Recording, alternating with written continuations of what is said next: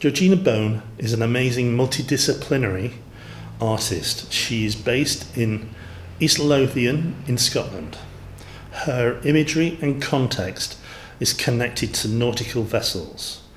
Her fascination with the sculptural and engineered characteristics of these magnificent nautical structures results in outstanding sculptures, drawings and prints. Georgina is recipient of Printfest's Printmakers Print Award and has many other accolades to her CV. I, for one, am so looking forward to hearing more about Georgina's work. The Regional Print Centre is very pleased to welcome Georgina Bown to this year's Print Symposium.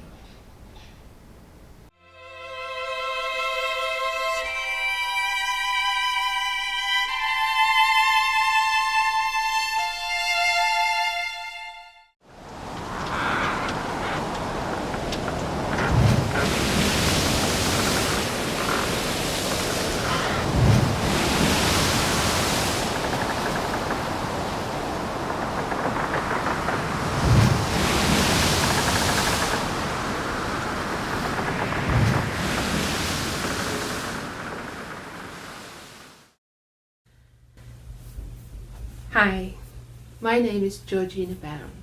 I've been an artist most of my life and I work from disciplines of drawing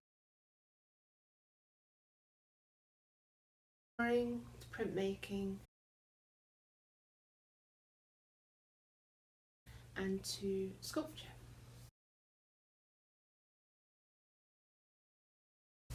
I'd like to thank Regional Print for inviting me to do a talk for this great event, and it's a shame that we can't all be there together. It's much better talking to a room of people than a screen with me on it, so let's see what I can do.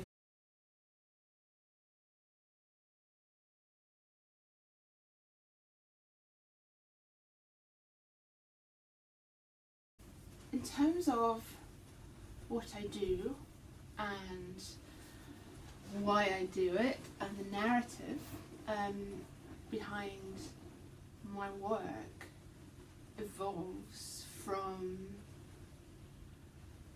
my love of the sea and being close to the sea. I live in East Lothian. This is where I live. And there's the big dark scary sea. 5 minutes from the beach, from the coastline. I go every day. It's stunning, it's inspirational, it's threatening, it's menacing, it's loving, it's giving, it does so many things. And the escapism I feel when I go down to the beach and you see that view, everything just goes away from you. And I think that's a really powerful thing. So that kind of links through to my work a little bit as well. And from living near the sea, you know, it does creep in, it creeps in, the nautical thing creeps in, the sea, it kind of beckons you, lulls you into its clutches. I see the sea as quite a deep and threatening place, which it is. So I think I started off drawing ships.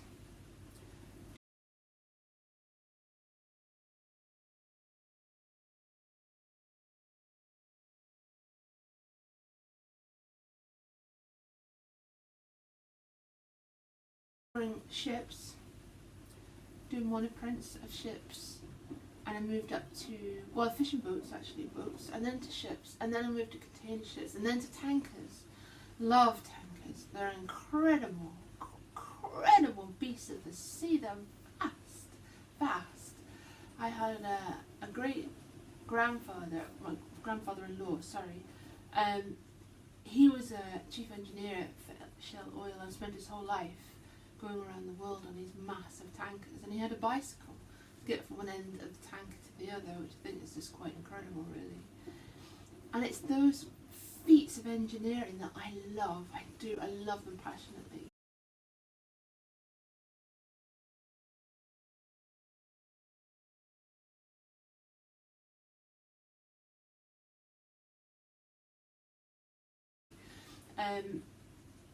Any sort of, I mean, I think anything that is of such a vast, machine-made, man-made, colossal scale.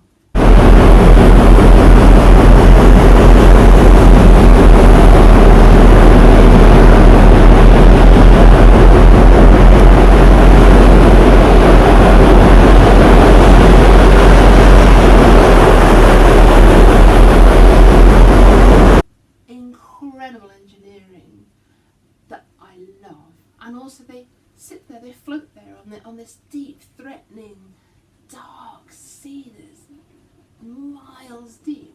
I mean, wow, how does that happen? How does that happen? How does it do that? I don't know, how does it do that? It's incredible. So I got pretty obsessed with tankers for a while, and then the light bulb moment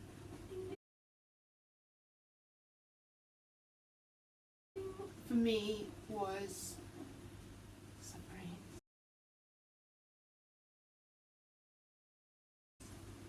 I am crazy about submarines. I'm very, very, very passionate about whatever I work, whatever my inspiration is behind my work.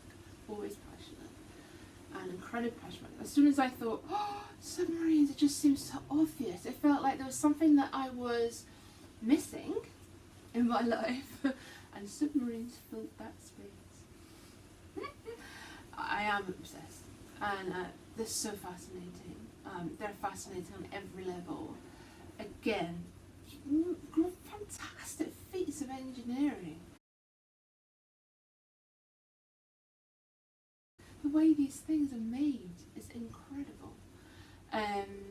Also, I'm very fascinated about things that are designed purely for that function that they are to do. Submarines, again, it's a bizarre existence. These things are colossal. You know, we see a tiny slither of them when they go, you see them in the Clyde or wherever you see them. They're 4 stories deep.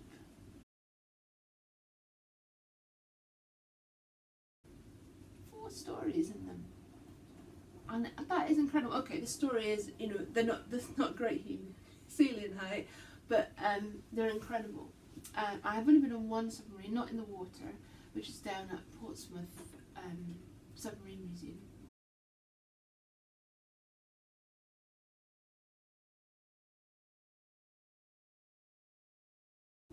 Which is fantastic. I recommend anybody to go. And that was really, really interesting. Was Submarines. I am crazy. Was Submarines. Was Submarines.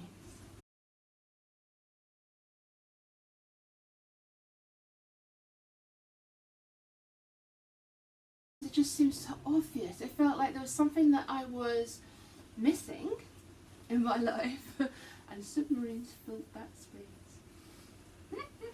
I am obsessed, and they're so fascinating.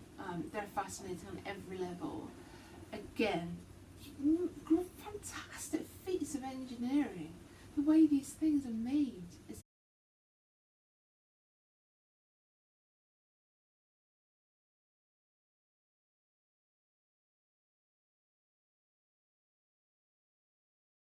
also, I'm very fascinated about things that are designed purely for that function. There's no aesthetics at all. Everything is designed for its functions. There's pipes and stuff and brackets and all those things. Everything is specially engineered and made for that little job it is to do.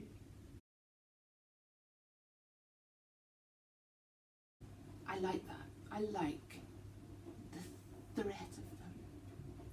And when I work with them in my work, it's not just, you know, an engineering appreciation and understanding. I do talk to a lot of submariners and engineers and submarine designers, and they're all absolutely fantastic. They really, really are. I think you have to be a certain person to be a submariner, and it's quite interesting.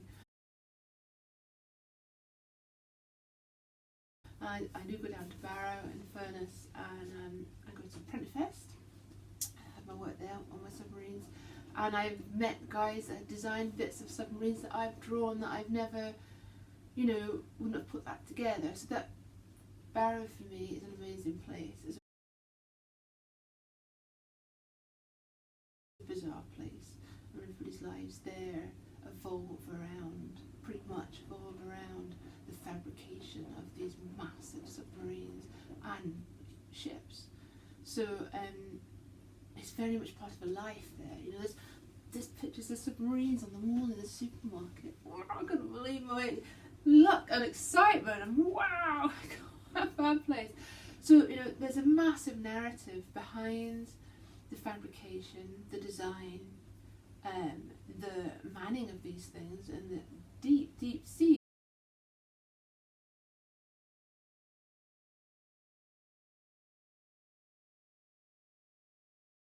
Finally, submarines, submarine designers have realised now, yes, of course, they need to be a bit more like fish, mammals, whales, sharks. They need to have that aerodynamicness.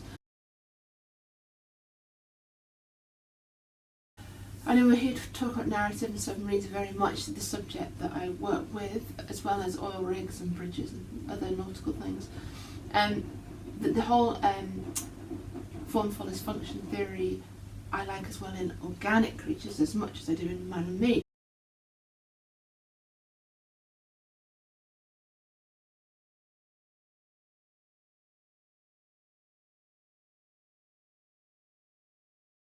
To me, they're both important. As I'm just saying, the design of submarines, they're realising they need to be more aerodynamic like the animals, the creatures of the sea are.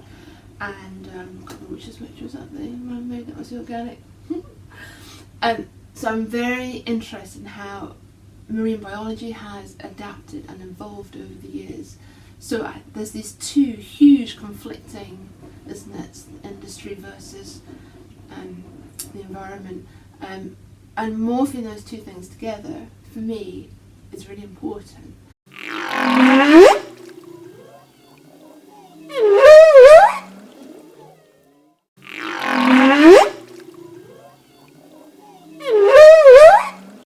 And it's there to raise conversation, it's there to raise environmental issues, it's there to raise the fact that we need to defend our country, it's there to raise all sorts of questions. And that for me is part of the important narrative behind my work.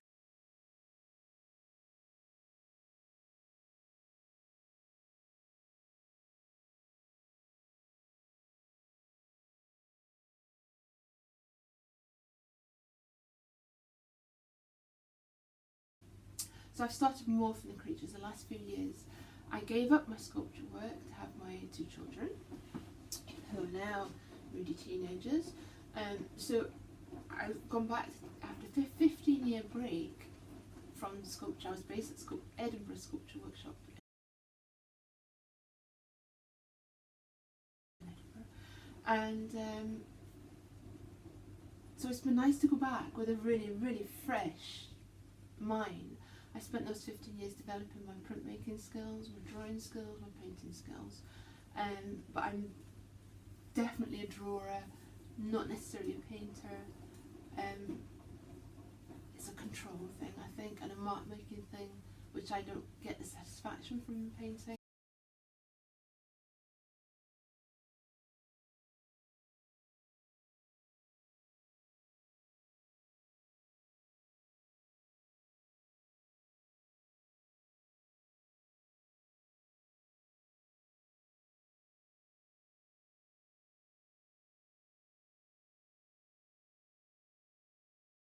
This is second piece I did during the first lockdown.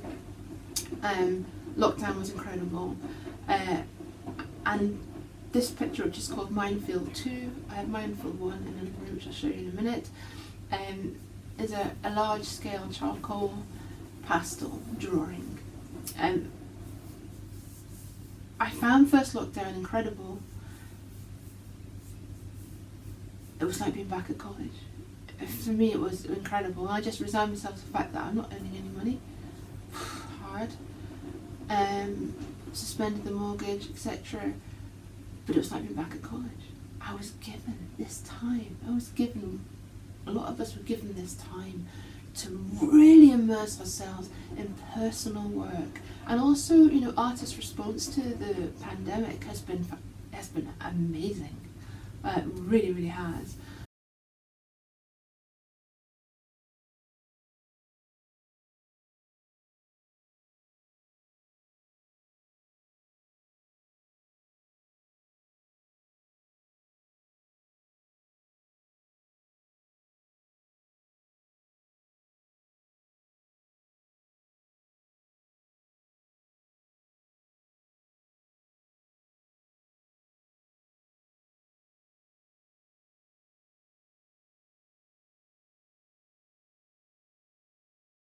So this was my response, but what I wanted to say was, again, it's the nautical theme and narrative that runs through my work, which connects it all together. It's the little string that connects the sculpture with the printmaking, with the drawing, with the painting. So, and that is my core interest. That is the narrative for my work. So here, for me, my response to COVID was, it just felt like it was everywhere, in the water, in the air. It was everywhere, and these little tiny microscopic molecules that we can't see are in everything.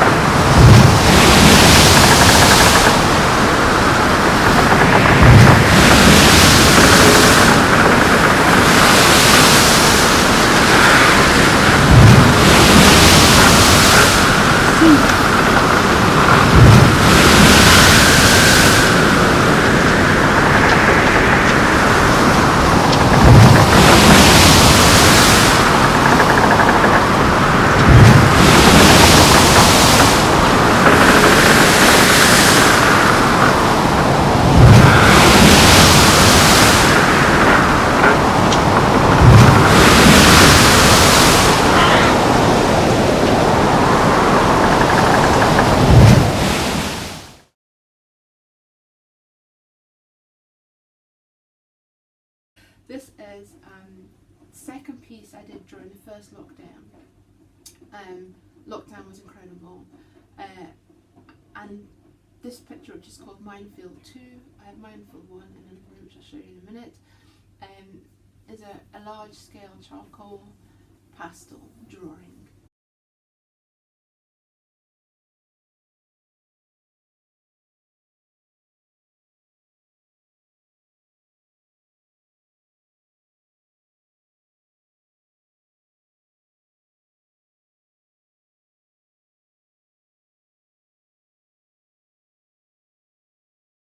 The sea mines are big, aggressive, spiky.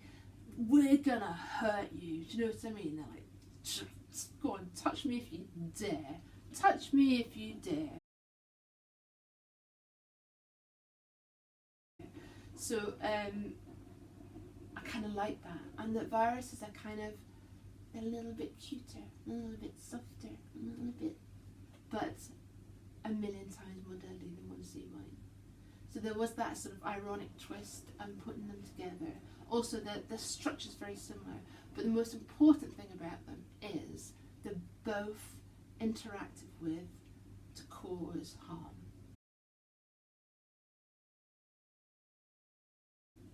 So a sea mine can sit in the sea forever. It's there to be interactive with. When something touches it, it will explode, it will kill you. We can see those. They're aggressive, they're nasty. We can't see the virus molecules. They're innocent. We don't know they're there, but we know they're somewhere. What do they look like? How big are they? So there's a play on scale, there's a play on contamination, and there's a play on interaction, but with a nautical theme. And that's what runs through pretty much all of my work.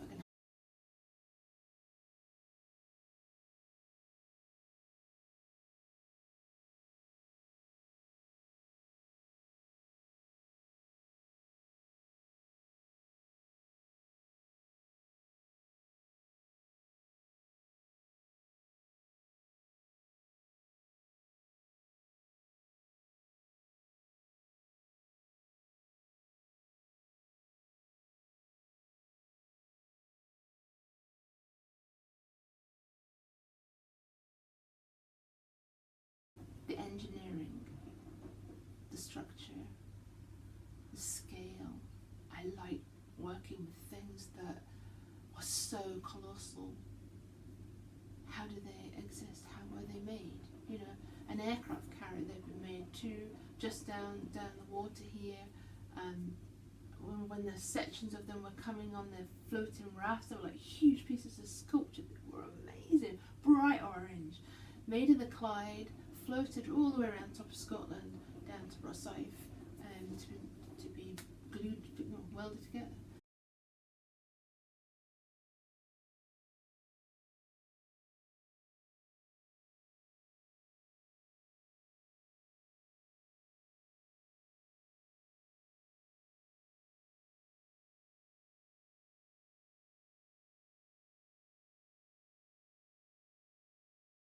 I'm quite interested in fishing sea lore.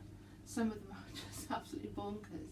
The superstition of the sea, the threat of the sea, people that live by the sea, live on the sea, and the vessels and the equipment that they use that is specific to that task and is unlike anything else. And I like that play. And for me, the battle, the challenge is creating that feeling of scale.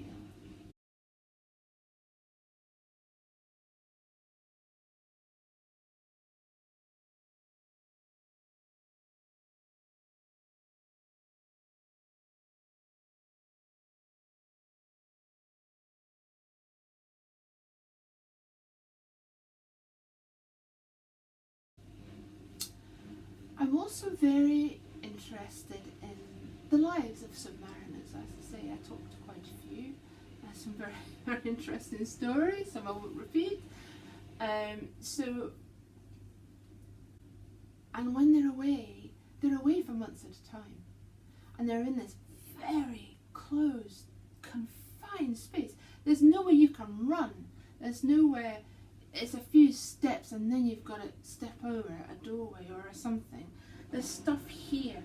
There's no space. When you're asleep, you're in a berth where, and I have to say, I am talking about submarines from like the 80s. You're in your bed and the next bunk is this close away from you. When you're lying down, I can't do that when you're lying down. And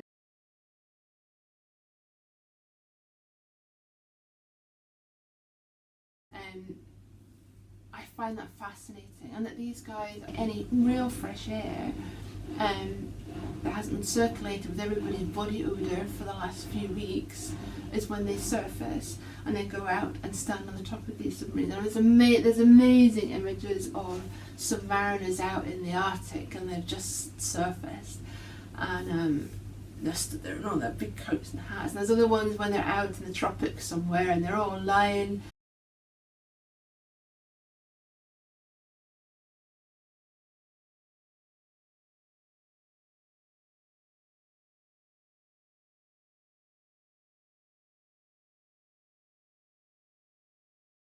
Sunbathing on top of this submarine. And also, I don't know if it's still done. They have, and quite often that's the only time they can wash anything is when they surface for a while. I don't know how long they surface for. And they put washing lines up and they wash all the bedding and then wash all the guys' clothes. And it's the only time that they can get, if you think everything is full of salt water. So, you come in and you're wet with salt. The smell of salt water.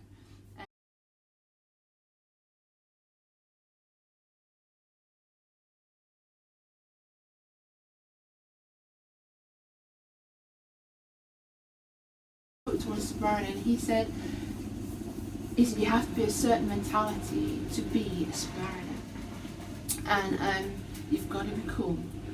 He said they all learn each other's jobs, and how true that is. So if there's a disaster, the captain snuffs it and an engine man's down, they're all capable of filling in that job. I think that's amazing. Everybody should do that, really, shouldn't they? I think they should. Anyway, and so it's very cool. So everybody's kind of equal.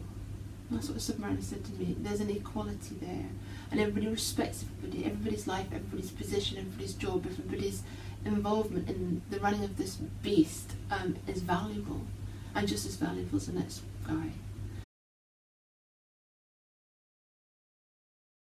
And you can't, there's no idiots, there's no egos. So they're all pretty, the guys I've met are pretty laid back, pretty nice, funny, laid back guys. And he said that if anybody's going to be an arse, basically, they're sorted out straight away. That you can't have it, it's too small space, that the whole environment, the whole lifestyle almost, I suppose, bases on good, continual, harmonious living.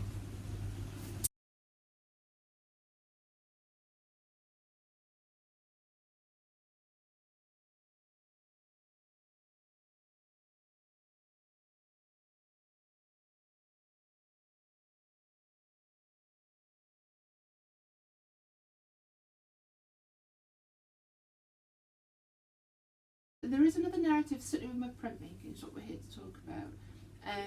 So I sort of developed my own technique, I call it a drawing technique, of where I put ink on the plates, paper goes on top, I draw on top, a bit like carbon paper, and that image, when it's pressed, comes through. And that's the technique I do. I think it has been called the trace technique before, because you can trace a picture. I certainly don't, I never have done. So I like drawing freehand. I like the pressure. I like the challenge that you cannot lean on the paper. So you can't draw, leaning from your wrist. You draw from here, which is where I normally draw from. And every single mark is there. Nothing can be taken away.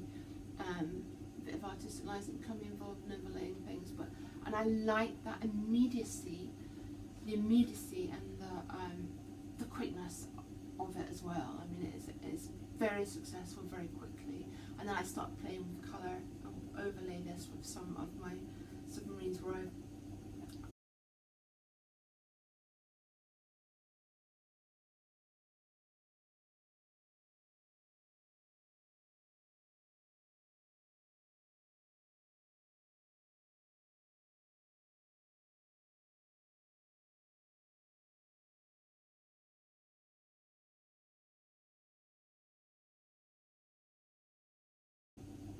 I was nagged for years. All my pictures were just all black and white.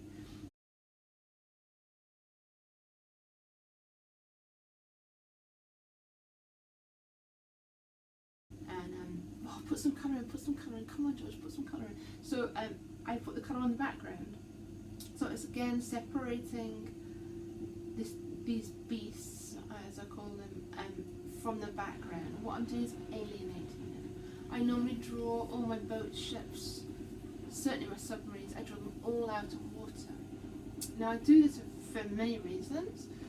One, you can see the beautiful shape of these things. I mean, they're so gorgeous. They really, really are. Lots of ships are. Massive old ships are incredible underneath, the wooden structured ones.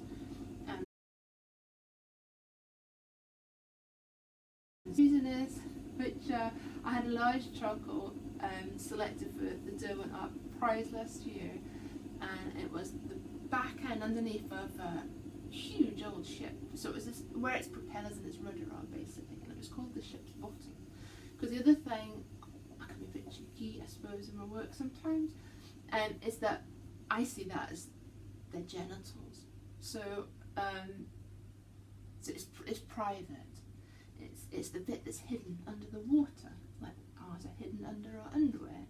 And to me, that's a bit of humour. It's the private bits. I kind of like exposing them. I like exposing them, and I feel like they're there going, oh my, you should be seeing that bit of me. That's bit supposed to be under the sea.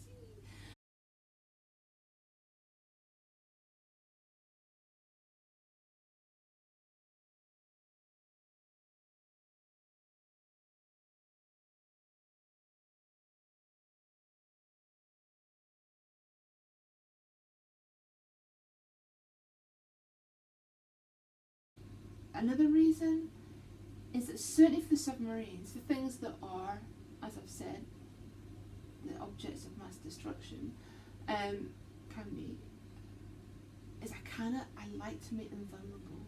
I like to take them out of the context that they were specifically designed for and made for, and lived in, and I like to get out of water. So I'm seeing the beauty of it, I'm exposing its vulnerability, but I'm making it completely ineffective for what the design was. So I'm going back, not going backwards, but I'm flipping the coin a little bit, I think. So, and these beasts, and I do call them beasts, they are incredible. And as I've said, they are menacing and threatening and powerful. There's something to be feared. You know, there's a darkness to them. You know, they lurk under the water. You know, I mean, they're lurking there. And we never know where they are. We don't know where they are. They don't even know themselves know where they are. And there's many. And there's been a Russian submarine a couple of years ago that's been drifting around Scotland for quite a long time. So you don't know who's in the sea.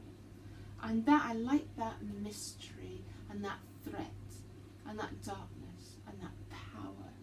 But what I love to do is take all of that away.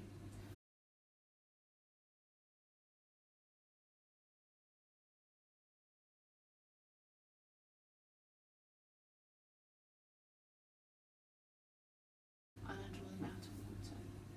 So it's about structure, it's about revealing, but it's mostly about rendering these creatures, these man-made creatures, rendering them completely defenseless. And that's something which is a really strong narrative for all my work.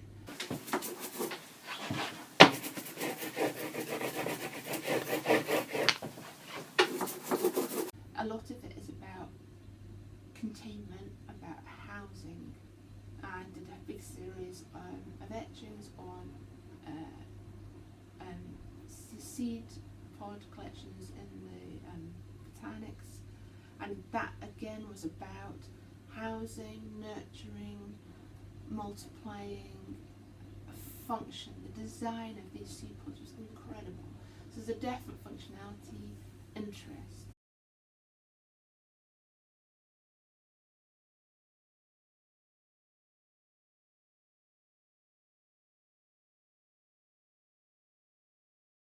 I did a series of etchings recently at the Printmakers workshop, and that was about submarines and the houses that were built for them. These concrete bunkers that were built in the Second World War to house and hide these amazing, massive structures, and they were built in the most bizarre places. And you'd have a bit of cliff. They were very deep.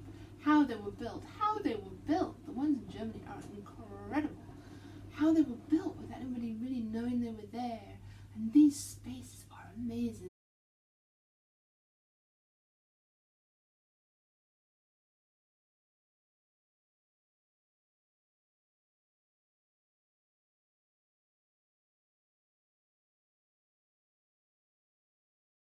So I did a series of 3, and they were called Subbases, and it was about the environment, which is specifically built to house and hide these, these sailing, self-propelled vessels of the sea.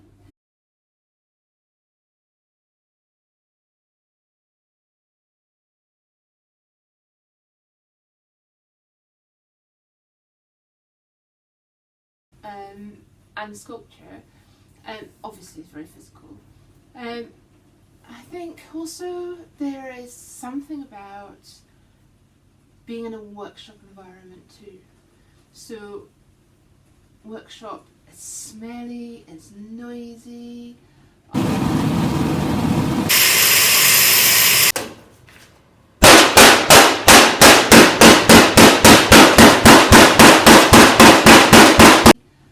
It's hard work, it's physical, it's cold. Printmaking has all those things too. It's smelly, it's physical, not always cold, but can be. Not standing around. I think most, when you're etching in a workshop, in a printing workshop, again, and I think it's that sort of, there's a lot of nostalgia behind all those smells and sounds. For me, that stimulates me and gives me the energy to work. I love that environment.